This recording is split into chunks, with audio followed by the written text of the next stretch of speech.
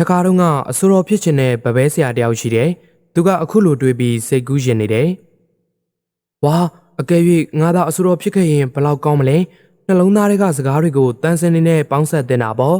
ဒါပေမဲ့ဘာလို့ရမလဲကံကြမ္မာကလက်ဖွားထဲမှာတူးနဲ့တန်ကိုရေးပေးခဲ့လို့ငါလည်းဗပဲဆရာဖြစ်လာခဲ့ရတယ်ဒါကငါရဲ့ကံကြမ္မာပဲဖြစ်မှာပေါ့ဒါကငါရဲ့ဘဝဇက်ခုံပဲပေါ့လေကဲပါလေကံကြမ္မာကိုဘသူကပြောင်းလဲနိုင်မှာလဲဖြစ်လာတာကိုပဲခံယူရမှာပဲလေ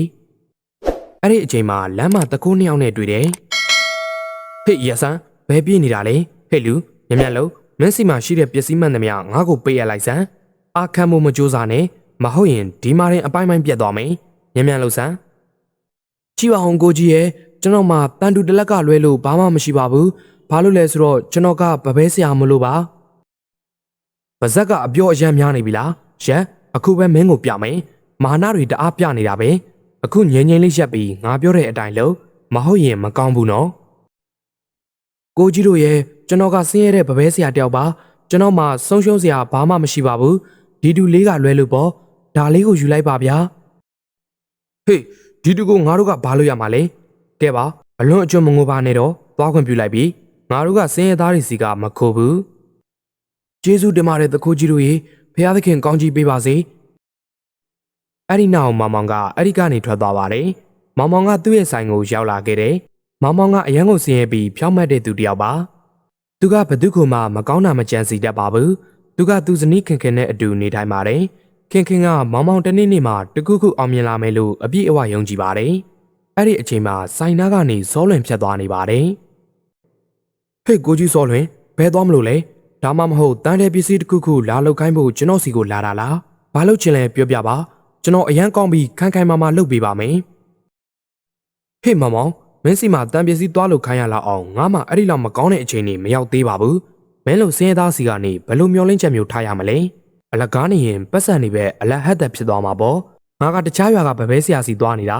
မင်းကိုမြင်တော့ဒီတိုင်းပဲခဏရက်လိုက်တာပါကဲပါငါသွားတော့မယ်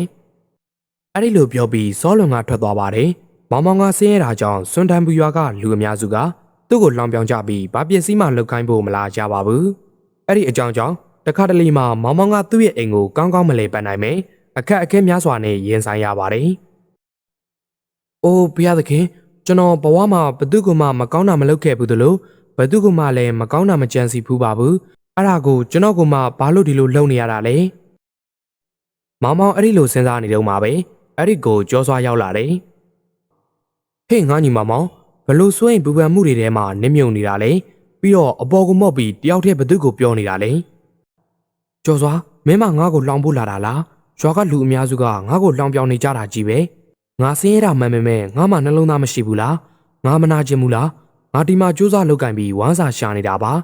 ဒါပေမဲ့လူတွေကငါ့ကိုဘာလို့ဒီလောက်အထိနှိမ်ကြတာလဲငါညီမောင်မောင်ရဒီလောက်လေးနဲ့စိတ်သက်ကြနေရင်ဒီလောကကြီးကိုဘယ်လိုရင်ဆိုင်မလဲ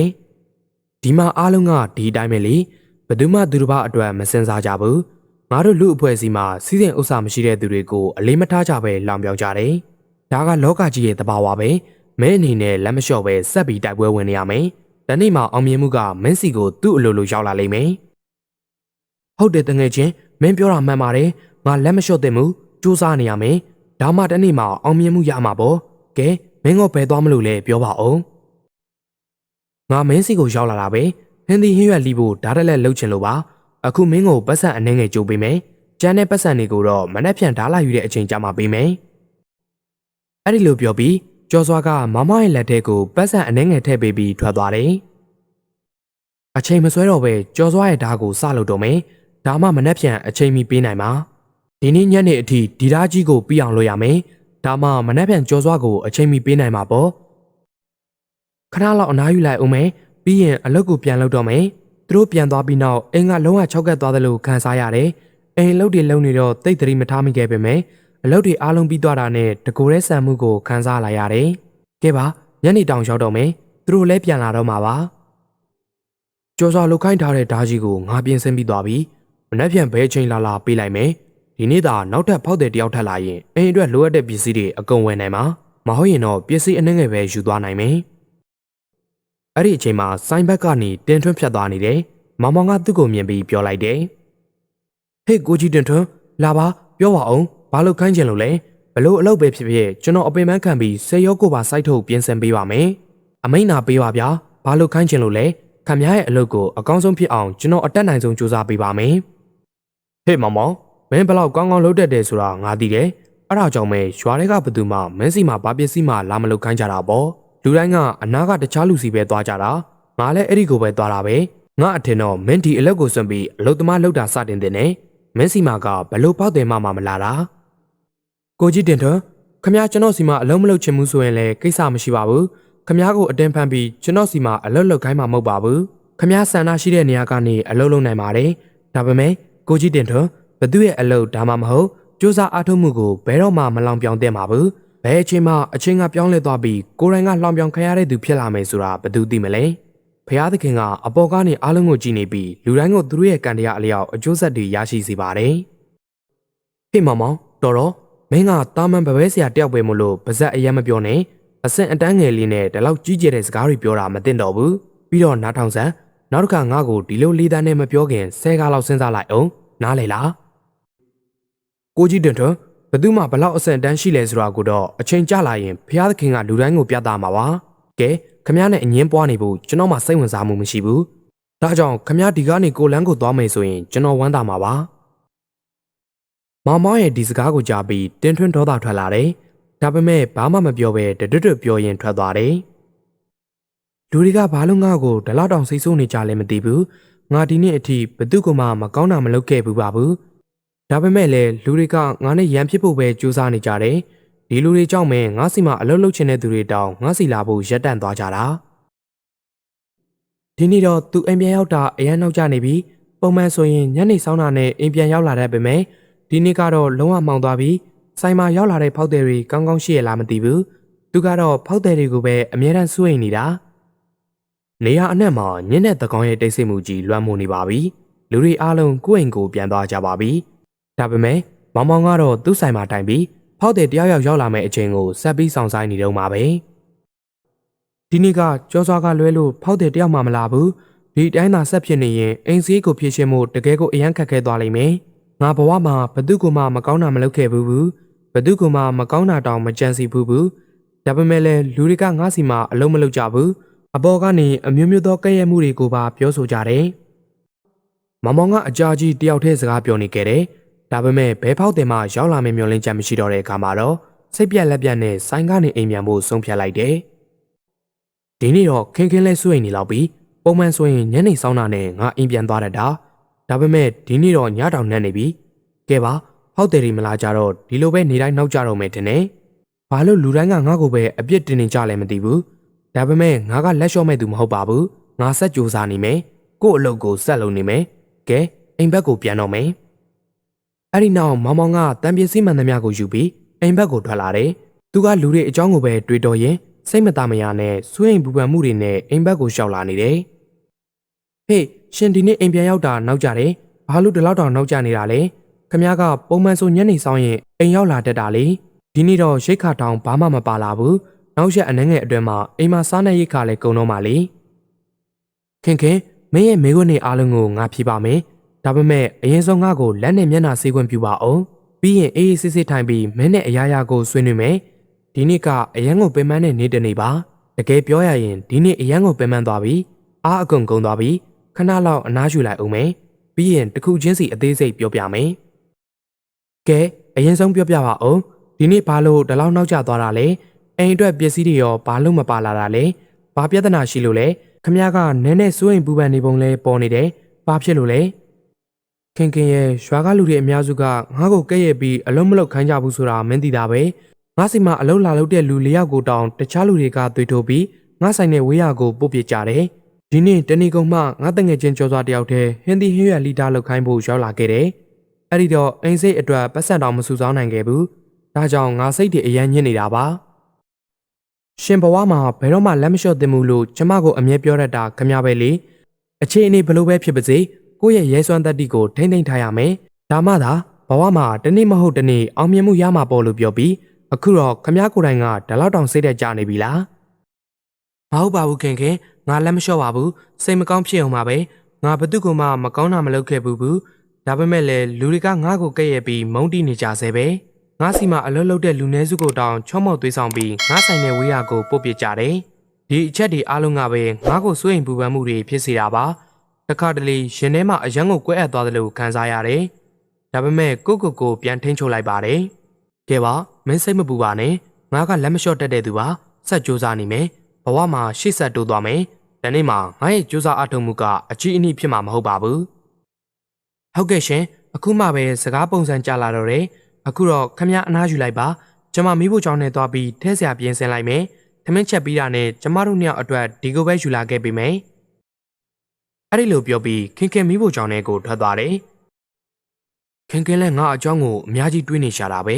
ငါသာသူ့ရှေ့မှာဒီတိုင်းစိုးရင်ပူပန်နေရင်သူ့ကိုပါစိုးရင်ပူပန်မှုတွေဖြစ်စေလိမ့်မယ်ဒါကြောင့်သူ့ရှေ့မှာအမြဲတမ်းပြုံးနဲ့ရဲရင်စွာနေတာကပိုကောင်းပါလေအကြောင်းမဲ့သူ့ကိုဒုက္ခပေးပြီးသူ့ရဲ့စိုးရင်ပူပန်မှုကိုဘာလို့တိုးပွားရစီမှာလဲကဲငါသွားပြီခင်ဆိုင်ဘက်ကိုထွက်တော့မယ်ဒီနေ့ဘာပဲဖြစ်ဖြစ်ရှာဖွေပြီးအိမ်အတွက်ရိတ်ခါတေချာပေါက်ယူလာခဲ့မယ်မင်းလုံးဝစိတ်မပူနဲ့ပြီးတော့ငါ့ကိုဆောင်ရင်ကိုယ်တိုင်အငတ်မခံနဲ့နော်အချိန်မှန်ထမင်းစားငါပြန်လာတာနောက်ကျခြင်းလဲကြာနိုင်နေငါမင်းကိုဘယ်အချိန်မှပျော်ရွှင်တဲ့ဘဝပေးနိုင်မလဲမသိဘူးရှင်ကျမအတွက်စိတ်မပူပါနဲ့အေးဆေးဆေးသွားပါစိတ်နဲ့ပြီးကိုယ့်အလုပ်ကိုလုပ်ပါပြီးတော့ဘယ်အရာကိုမှစိတ်မဆိုးပါနဲ့ရဲစွမ်းတက်တိရှိနဲ့ဆက်ကြိုးစားနေပါဖြောင်းမှမှန်ကန်ပြီးကြိုးစားလုပ်ကင်သူတွေကိုဘုရားသခင်ကဘယ်တော့မှဆွန့်လွတ်မှာမဟုတ်ပါဘူးခမရဲ့ကြိုးစားအားထုတ်မှုကအကျိုးအမြတ်ဖြစ်ထွန်းလာမှာဖြစ်ပြီးကျမတို့အိမ်မှာလည်းပျော်ရွှင်စရာကောင်းတဲ့ရက်တွေမကြခင်ရောက်လာမယ်လို့ကျမအပြည့်အဝယုံကြည်ပါတယ်ကဲဒါဆိုရင်သွားပြီခင်ကိုကြီးဆိုင်နော်အဲ့ဒီနောက်မောင်မောင်ကသူ့ဆိုင်ဘက်ကိုထွက်သွားတယ်မောင်မောင်ဆိုင်ကိုရောက်တာနဲ့သူ့ရဲ့အလုပ်ကိုအမြန်စားတယ်နဲ့မနေ့ကကြော်စွာပြီးတော့ဖောက်တယ်တယောက်မှမလာဘူးဒီနေ့ရောဖောက်တယ်လာမလားဘူးလားမသိဘူးကြော်စွာလည်းခဏနေရင်သူ့ရဲ့ဟင်းသီးဟင်းရွက်လိတဲ့ဓာတ်ကိုလာယူမှာပဲအိုးဖျားသခင်ဒီနေ့တော့ဘယ်နည်းနဲ့မဆိုဖောက်တယ်2ယောက်3ယောက်လောက်လွှတ်ပေးပါဒါမှအိမ်အတွက်လိုအပ်တဲ့ပစ္စည်းတွေယူသွားနိုင်မှာပါအိမ်မှာစားနဲ့ရိတ်ခါတွေလည်းကုန်လူနီးပါးဖြစ်နေပါပြီလက်ပလာနဲ့ပြန်သွားဖို့ကတော့လုံးဝတတ်သိမရှိတော့ပါဘူးအဲ့ဒီအချိန်မှာကြော်စွာရောက်လာတဲ့အခါမောင်မောင်ရဲ့မျက်နှာမှာအပြုံးတစ်ခုပေါ်လာပါတယ်ဟေးကြော်စွာရောက်လာပြီလားကြည်စမ်းမင်းရဲ့ဟင်းသီးဟင်းရွက်လီတာကိုငါအစောကြီးကလေးကလှုပ်ပြီးသားနော်မင်းပြောတဲ့အတိုင်းပဲလှုပ်ထားတယ်အပင်မန်းခံပြီးဖြောင်းမှန်ကန်စွာနဲ့ပြင်ဆင်ထားတာပါတစ်ချက်လောက်ကြည့်ပြီးတနေရာမှာလိုအပ်ချက်ရှိရင်အခုပဲပြင်ပေးမယ်ပြောပြပါမင်းအစောကြီးကလေးကပြင်ဆင်ထားတာကောင်းတာပေါ့ငါအလုပ်တချို့ကိုလက်စမသက်ပဲထားခဲ့တာဒါကြောင့်ဓာတ်ကိုယူပြီးအိမ်ကိုမြန်ပြန်ရမယ်ကျော်စွာရဲ့စကားကိုကြားပြီးမောင်မောင်ကသူ့ကိုဟင်းသီးဟင်းရွက်လိတဲ့ဓာတ်ပေးလိုက်ပါတယ်ဓာတ်ကိုယူပြီးကျော်စွာလည်းအဲ့ဒီကနေသူ့အိမ်ကိုထွက်သွားပါတယ်အိုးဖျားသခင်ဒီနေ့တော့ဖောက်တဲ့2ယောက်3ယောက်လောက်လွှတ်ပေးပါမဟုတ်ရင်အငတ်ခံရမယ့်အခြေအနေရောက်တော့မှာပါအရှင်ဖျားကျွန်တော်ကိုကျေးဇူးပြုတော်မူပါအိမ်မှာစားစရာတစ်စီးမှတောင်မကြံတော့ပါဘူးကျွန်တော်ရဲ့ကြိုးစားအထောက်မှုကိုအောင်မြင်အောင်လုပ်ပေးပြီးဒီနေ့ကျွန်တော်ဆိုင်ကိုဖောက်တဲ့ကောင်းနေပို့ပေးပါမောင်မောင်အဲ့ဒီလိုပြောနေတော့မှာပဲကြည်ရတာအရန်ကိုဖြောင်းမှတ်ပြီးပညာရှိပုံပေါ်တဲ့လူတစ်ယောက်ရောက်လာတယ်ဟေးမင်းကဗပဲဆရာမောင်မောင်ဟောရဲ့လားမင်းကတန်တဲ့ပစ္စည်းကောင်းကောင်းတွေကိုအရန်လှလှပပလုပ်တတ်တယ်လို့ငါကြားတယ်တနေ့လုံးမှာမင်းရဲ့အလုပ်ကိုအများကြီးချီးကျူးကြတယ်ဒါပေမဲ့တချို့လူတွေကတော့မင်းအကြောင်းဆိုးဆိုးဝါးဝါပြောကြတာလည်းရှိတယ်ကဲဒါတွေအားလုံးကိုထားလိုက်ပါတော့ငါကအထူးသဖြင့်ငါရဲ့အလုပ်ကိုမင်းစီကိုယူလာခဲ့တာပါဟုတ်ပါတယ်ကျွန်တော်ကမောင်မောင်ပါကျွန်တော်ဘလောက်ကောင်းတဲ့တန်ပစ္စည်းလုံးနိုင်လဲဆိုတာကိုတော့ကျွန်တော်ကိုယ်တိုင်မကြည့်ကြည့်တော့ပါဘူးဒါပေမဲ့ဖောက်တဲ့တိုင်းရဲ့အလုပ်ကိုစေရုပ်ကိုပါရိုးသားဖြောင့်မတ်စွာနဲ့အကောင်းဆုံးဖြစ်အောင်အမြဲတမ်းအတက်နိုင်ဆုံးကြိုးစားလုပ်ပေးပါတယ်ဘာကြောင့်လဲဆိုတော့ဖောက်တဲ့ကသူ့ရဲ့ချွေးနှဲစာနဲ့ရှာထားတဲ့ပတ်စံကိုပေးပြီးကျွန်တော်ကိုအလုပ်လုပ်ခိုင်းထားတာလေဒါကြောင့်သူ့ရဲ့ပတ်စံနဲ့ထိုက်တန်တဲ့တန်ဖိုးအပြည့်အဝရရှိသင့်ပါတယ်မောင်မောင်မင်းရဲ့ကျွမ်းကျင်မှုအကြောင်းကိုငါကောင်းကောင်းသိပါတယ်မင်းကငါအတွက်မြင်လိုက်တာနဲ့လူတိုင်းသဘောကျပြီးဝယ်ချင်စိတ်ပေါ်လာစေမဲ့အထူးထားတလက်လုပ်ပေးရမယ်အဲ့ဒီအတွက်မင်းတောင်းတဲ့လောက်တန်ဖိုးကိုငါပေးဖို့အသင့်ရှိပါတယ်ဒါပေမဲ့အခုတော့ငါမင်းကိုပတ်စံမပေးသေးဘူးဓာတ်ပြီးသွားတဲ့အခါကျမှမင်းတောင်းတဲ့လောက်တန်ဖိုးကိုဘာမှတွေးဝင်မနေပဲမင်းကိုငါပေးမယ်ဟုတ်ကဲ့ခမ ्या ဓာတ်ပြီးသွားမှပဲပတ်စံပေးပါပြီးတော့ခမ ्या ပြောတဲ့အတိုင်းတန်းနိုင်သမျှအကောင်းဆုံးဓာတ်တလက်ဖြစ်လာအောင်ကျွန်တော်အတက်နိုင်ဆုံးကြိုးစားလုပ်ပေးပါမယ်ခမ ्या ရဲ့အလုပ်ကိုစေရုပ်ကိုပါလုံလဝရိယနဲ့အပင်ပန်းခံပြီးလုပ်ပေးမှာပါခမ ्या လုံးဝစိတ်အေးထားပါပြီးတော့မောင်မောင်ငါအခုမင်းကိုပတ်စံမပေးသေးဘူးအလုပ်ပြီးမှပဲပေးမယ်ဒါပေမဲ့မင်းအိမ်အတွက်တခုခုလိုတယ်ဆိုရင်အိမ်ပြန်တဲ့လမ်းမှာပရက်ရဲ့ဆိုင်ကိုသွားပြီးယူထားလိုက်ပါ ငွေကြေးအတွက်စိတ်မပူဖို့သူ့ကိုငါကြိုပြောထားပါမယ်ငွေစည်းရင်ကိုငါစီကနေရှင်းပါလိမ့်မယ်မင်းအိမ်အတွက်လိုအပ်တဲ့ပစ္စည်းမှန်သမျှကိုမတွတ်မဆုပ်ပဲယူသွားပါကဲငါတို့သွားပြီမင်းရဲ့အလုပ်ကိုဆက်လုပ်တော့အဲ့ဒီလိုပြောပြီးအဲ့ဒီလူကထွက်သွားပြီးမောင်မောင်လည်းတွေးတောစရာတွေဖြစ်လာတယ်ဒီနေ့အထိဘယ်သူမှဒီလိုတီးတန့်ဘာမှလုပ်ခိုင်းတာမျိုးမရှိဘူးသလိုပတ်စံတပြားမှမပေးဘဲနဲ့ဒီလောက်ကောင်းတဲ့အလုပ်ကိုလုပ်ပေးဖို့မျှော်လင့်ချက်နဲ့လာတာမျိုးလည်းမရှိဘူးဒါပေမဲ့ဒီလူကတော့နည်းနည်းထူးခြားနေတယ်လို့ပဲကဲပါဟုတ်တယ်ဆိုတာဘုရားသခင်နဲ့တူပါတယ်သူတို့ပြောတဲ့အတိုင်းအလုပ်လုပ်ပေးဖို့ကငါရဲ့တာဝန်ပဲအခုငါလည်းအချိန်မဖြုံးမဲ့သူတို့ညွှန်ပြတဲ့အတိုင်းအန်အောပဲကောင်းတဲ့ဓာတ်တက်လက်လုပ်ဖို့စတင်တော့မယ်အဲ့ဒီလိုနဲ့မောင်မောင်ကရိုးသားမှုစူးစမ်းအထောက်မှုနဲ့လုံလဝရိယအပြည့်နဲ့အကောင်းဆုံးဓာတ်တက်လက်ကိုစတင်လုပ်ကင်ပါတော့တယ်နောက်ဆုံးတော့တနေ့ကုန်အပင်မခံစူးစမ်းပြီးတော့အကောင်းဆုံးဓာတ်တက်လက်ကိုငါလုပ်ပြီးသွားပြီဒီဓာတ်ကိုသူသဘောကျမယ်လို့မျှော်လင့်ပါတယ်အခုတော့ညတောင်နဲ့နေပြီဒါကြောင့်ဆိုင်ကိုပိတ်ပြီးအိမ်ပြန်ရမယ်ပြန်တဲ့လမ်းမှာအဲ့ဒီလူညွှန်ပြခဲ့တဲ့ပရက်ရဲ့ဆိုင်ကနေအိမ်အတွက်လိုအပ်တဲ့ပစ္စည်းတွေကိုယူသွားမယ်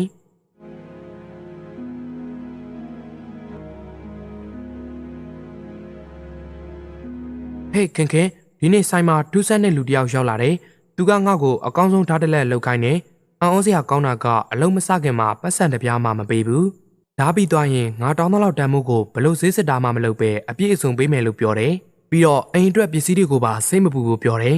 သူ့ရဲ့အတိမိတ်ဆွေပရက်ရဲ့ဆိုင်မှာသူ့နာမည်ကိုပြောပြီးလိုအပ်တဲ့ပစ္စည်းတွေယူသွားဖို့ငွေစည်းရင်းကိုတော့သူကိုယ်တိုင်ပရက်နဲ့ရှင်းမယ်လို့ပြောတယ်ဟုတ်ကဲ့ရှင်ဒါတွေအားလုံးကတော့ဟုတ်ပါပြီဒါပေမဲ့သူ့အတွက်အကောင်းဆုံးဓာတ်ကိုလှုပ်ပြီးပြီလားမလုပ်ရသေးဘူးလာ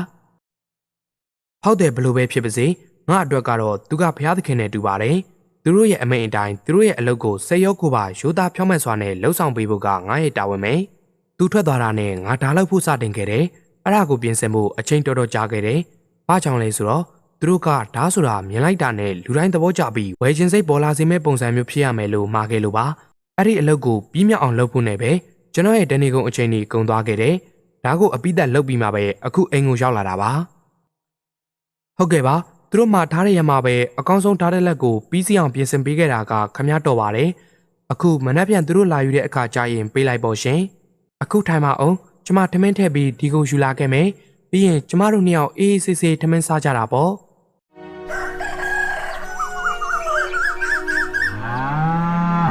အဲ့ဒီလူမှထားတဲ့အတိုင်းသူ့အတွက်အကောင်းဆုံးဓာတ်ကိုတော့ငါပြင်ဆင်ပြီးသွားပြီအခုစဉ်းစားနေတာကသူဘယ်အချိန်လာယူမလဲဆိုတာပဲ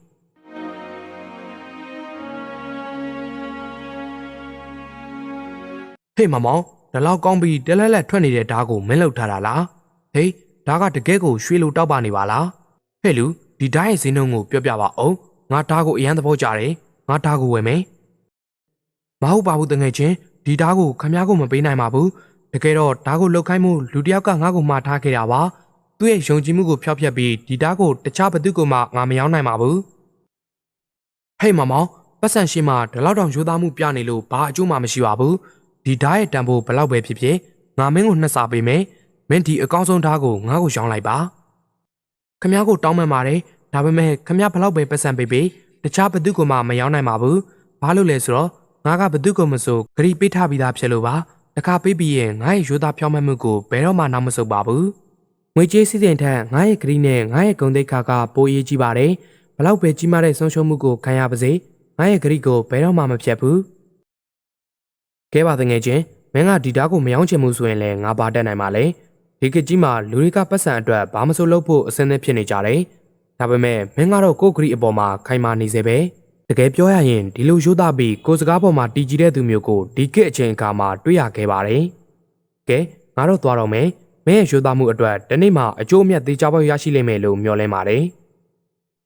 အဲ့ဒီလိုနဲ့မောင်မောင်ကသူ့ရဲ့ရိုးသားမှုအပေါ်မှာခိုင်မာစွာရပ်တည်ပြီးအဲ့ဒီလူကိုဆက်ပြီးစောင့်ဆိုင်နေခဲ့ပါတယ်တခါတလေမှထူးခြားတဲ့အဲ့ဒီဓာတ်ကိုဝယ်ဖို့လူအချို့ရောက်လာကြတယ်တခါတလေမှထူးခြားတဲ့အဲ့ဒီဓာတ်ကိုဝယ်ဖို့လူအချို့ရောက်လာကြတယ်လူအများစုကဈေးနှုန်းထက်အများကြီးပိုပေးမယ်လို့တောင်းဆိုကြတယ်ဒါပေမဲ့မောင်မောင်ကတော့သူ့ရဲ့ရိုးသားမှုနဲ့ပေးထားတဲ့ဂရီလမ်းကြောင်းကနေဘယ်တော့မှမဖောက်ဖျက်ခဲ့ပါဘူးဒီလူကလည်းတကယ်ကိုအရန်ထူးဆန်းနေမနေ့ကငါနဲ့အကောင်းဆုံးစကားတွေပြောပြီးဓာတ်လုတ်ခိုင်းတဲ့တာဝန်ကိုပေးအပ်သွားခဲ့တယ်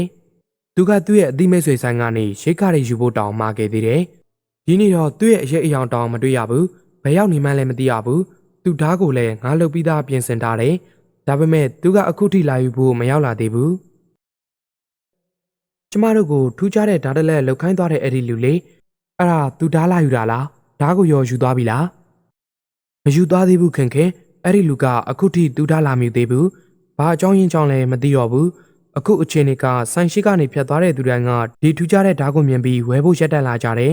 ငါဘလို့ဈေးနှုန်းမဲ့ပြောပါစေဘလောက်ပဲများပါစေလူတွေကပေးဖို့အစင်းသင်းဖြစ်နေကြတယ်ဒါပေမဲ့ငါအပေါ်ယုံကြည်ပြီးဒီဓာတ်လောက်ခိုင်းတဲ့တာဝန်ကိုအနံခဲ့တဲ့အဲ့ဒီလူကိုပဲငါဆက်ပြီးစောင့်ဆိုင်နေမှာပါသူ့ရဲ့ယုံကြည်မှုကိုဘာအကြောင်းပြချက်နဲ့မှပျက်စီးခွင့်မပေးဘူးဟုတ်ကဲ့ရှင်ပြောတာလုံးဝမှန်ပါတယ်ကဲအခုဆိုင်ဘက်ကိုထွက်တော့မယ်မဟုတ်ရင်နောက်ကျသွားလိမ့်မယ်ဘုရားသခင်ကျေးဇူးကြောင့်ဒီနေ့ခမရဲ့နေ့ရက်လေးကောင်းမွန်ပြီးဖောက်တဲ့ကောင်းနေလေးရောက်လာပါစီရှင်ခင်ရဲ့စကားကိုကြားပြီးမောင်မောင်ပြောလိုက်တယ်အဲ့ဒီနောက်ဘာမှမပြောဘဲတိတ်တိတ်ဆိတ်နဲ့ဆိုင်ဘက်ကိုထွက်သွားတယ်ဟေးမင်းဒီရက်ပိုင်းဘယ်ရီရောက်သွားတာလဲမင်းကငါ့ကိုထူးခြားတဲ့ဓာတ်တလက်လောက်ခိုင်းနေအိမ်အတွက်ရိတ်ခါတွေဝယ်ဖို့မှာခဲ့ပြီးထွက်သွားတယ်အဲ့ဒီနေ့ကလေးကမင်းလည်းရောက်မလာဘူးဘာတဲ့အချက်လက်မှလည်းမရခဲ့ဘူးငါနေတိုင်းမင်းကိုစောင့်နေခဲ့တာတခါတလေဆိုရင်မင်းဘယ်တော့မှပြန်လာတော့မှမဟုတ်ဘူးလို့တောင်ထင်မိတယ်မောင်မောင်စိတ်အေးထားပါငါညီဒီလူကတင်ထူပါသူကငါ့ရဲ့အစီကံမှာတကယ်တော့မင်းစီကိုအကောင်းဆုံးဓာတ်တလက်လောက်ကိုင်းမှုသူ့ကိုလွတ်ခဲ့တာငါကိုယ်တိုင်ပါပဲအဲ့ဒီအပြင်မင်းကိုစာမေးပွဲစစ်ဆေးဖို့အတွက်အစီအစဉ်တစ်ခုကိုလည်းငါဖန်တီးခဲ့တာပါအဲ့ဒီစာမေးပွဲမှာမင်းကအောင်မြင်မှုအပြည့်အဝရရှိခဲ့ပါပြီမင်းရဲ့ရိုးသားမှုတိခံမှုနဲ့ဂရိတီတဲ့စိတ်ဓာတ်ကငါ့ရဲ့နှလုံးသားကိုသိမ့်ပိုက်သွားခဲ့ပြီစာမေးပွဲဘလို့စာမေးပွဲလဲပြီးတော့ငါဘလို့အောင်မြင်သွားတာလဲငါဘာမှမလုပ်ခဲ့ရပါဘူးခမရဲ့စကားတွေကိုကြားရတာတော့ကျွန်တော်အယံအံ့အောင်မိတယ်ကျေးဇူးပြုပြီးအကြောင်းအရာအားလုံးကိုအသေးစိတ်ရှင်းပြပေးပါမောင်မောင်ဒါကမင်းရဲ့ရိုးသားမှုစာမှုပဲဖြစ်ပြီးအဲ့ဒီထဲမှာမင်းအပြည့်အဝအောင်မြင်ခဲ့တယ်ဒီရက်ပိုင်းအတွင်းမှာဒီထူးခြားတဲ့ဓာတ်ကိုသူ့ရဲ့တန်ဖိုးထက်ဆဲစားပို့ပြီးဝယ်ချင်ကြတဲ့ဖောက်တဲ့အများစုတွေကတချို့လူတွေကငါကိုယ်တိုင်လွှတ်လိုက်တဲ့သူတွေပဲဒါပေမဲ့မင်းကမင်းရဲ့ရိုးသားမှုကိုမစွန့်လွတ်ပဲတင်ထူးရောက်လာမယ့်အချိန်ကိုတီးခန့်စွာနဲ့ဆက်ပြီးစောင့်ဆိုင်နေခဲ့တယ်မင်းရဲ့ဒီရိုးသားမှုကိုမြင်ရတာငါအယံဝတ်တာတယ်အခုကစပြီးမင်းစင်းရဲ့မွဲတီတဲ့ဘဝနဲ့နေတိုင်းစရာမလိုတော့ဘူးဒီနေ့ကစပြီးငါမင်းကိုဂုဏ်သိက္ခာရှိပြီးပျော်ရွှင်စရာကောင်းတဲ့ဘဝတစ်ခုကိုပေးမယ်ခမပြောတာကိုကျွန်တော်နားလည်ပါတယ်ဒါပေမဲ့တခုတော့ကျွန်တော်နားမလည်သေးဘူးဘာလို့ဒီလိုလုပ်ခဲ့တာလဲခမကကျွန်တော်ကိုမသိစေဘဲနဲ့လေဟေးမောင်မောင်မင်းကတကယ်ကိုအင်မတန်ရိုးအားလွန်းတယ်လို့အလွန်ရိုးသားဖြောင့်မတ်တဲ့လူတစ်ယောက်လဲဟုတ်ပါတယ်နားထောင်စမ်းလွန်ခဲ့တဲ့2နှစ်လောက်ကပေါ့ငါအဖေကရွာပြင်ဘက်မှာခဏလမ်းလျှောက်ဖို့ထွက်သွားခဲ့တယ်ဆိုလိုတာကမင်းတို့ရွာဘက်ကိုပေါ့အိုးဖျားသခင်ဒီရုတ်တရက်ငါခန္ဓာကိုယ်ကြီးပါဖြစ်သွားတာလေလက်တီချီတွေထဲမှာအားအကုန်ကုန်သွားပြီးခွန်အားတွေအကုန်ကုန်သွားသလိုပဲဒီလိုအုံမင်းတဲ့အရွယ်မှာဘယ်အချိန်ဘလို့ယောဂကြားရောက်လာမလဲဘလို့မှမသိကြဘူးဟေးအခုရင်ဘတ်ထဲမှာတားနာလာပြီအိုးငါအခုဘာလုပ်ရမလဲအိမ်ကနေလည်းအရန်ဝေးတဲ့နေရာကိုရောက်လာခဲ့ပြီငါသွားဖို့စဉ်းစားထားတဲ့ရွာကိုတောင်မရောက်နိုင်တော့ဘူးပြီးတော့ငါရဲ့ရွာကအများကြီးနောက်မှကျန်ခဲ့ပြီအိုးဘုရားသခင်ကျွန်တော်ကိုကယ်တင်တော်မူပါအခုကျွန်တော်ဘယ်သွားရမလဲဘသူကိုအကူအညီတောင်းရမလဲအဘခမ ्या ကိုကျွန်တော်သိချမှတ်မိဘူးကဲဒါတွေကတော့နောက်မှာပေါ့ခမ ्या ကိုကြည့်ရတာကျမ်းမာရေးမကောင်းဘူးတင်နေဘာဖြစ်လို့လဲအဘခမ ्या ရဲ့ကျမ်းမာရေးကဘလို့လုပ်ပြီးရုတ်တရက်ဆိုးရသွားတာလဲဒါခဏလောက်နားထောင်စမ်းပါငါ့ကိုဘာဖြစ်သွားမှမသိတော့ဘူးရုတ်တရက်ခန္ဓာကိုယ်ကြီးလုံးဝအားနေသွားတယ်မတ်တက်ရက်ဖို့တောင်ခက်ခဲနေပြီ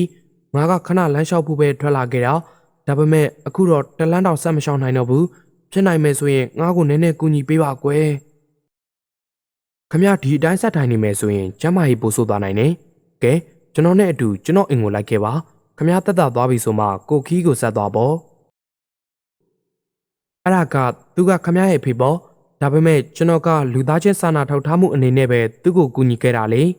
အဲ့ဒီအတွက်ကျွန်တော်ရဲ့ယူသားမှုကိုစာမွေးဝဲစစ်ဆေးဖို့ဘာလို့လိုအပ်သွားတာလဲအဖေပြောပြီးတဲ့နောက်မှာတောင်မင်းဘလောက်အထိယူသားလဲဆိုတာငါမျက်စိနဲ့ငါကိုယ်တိုင်မြင်တွေ့ချင်ခဲ့တယ်ဒါကြောင့်မင်းရဲ့ဒီစာမွေးဝဲကိုငါယူခဲ့တာဖြစ်ပြီးမင်းကဒီစာမွေးဝဲမှာအပြည့်အဝအောင်မြင်ခဲ့တယ်အခုမင်းရဲ့ဘဝမှာဆင်းရဲမွဲတေမှုတွေရှိတော့မှာမဟုတ်ဘူးအဲ့ဒီလိုနဲ့ဘုရားသခင်ကမောင်မောင်အပေါ်ကောင်းချီးမင်္ဂလာတွေပေးသနာခဲ့ပြီးသူ့ရဲ့ယူသားမှုအတွက်ထိုက်တန်တဲ့အကျိုးအမြတ်ကိုပေးအပ်ခဲ့ပါတယ်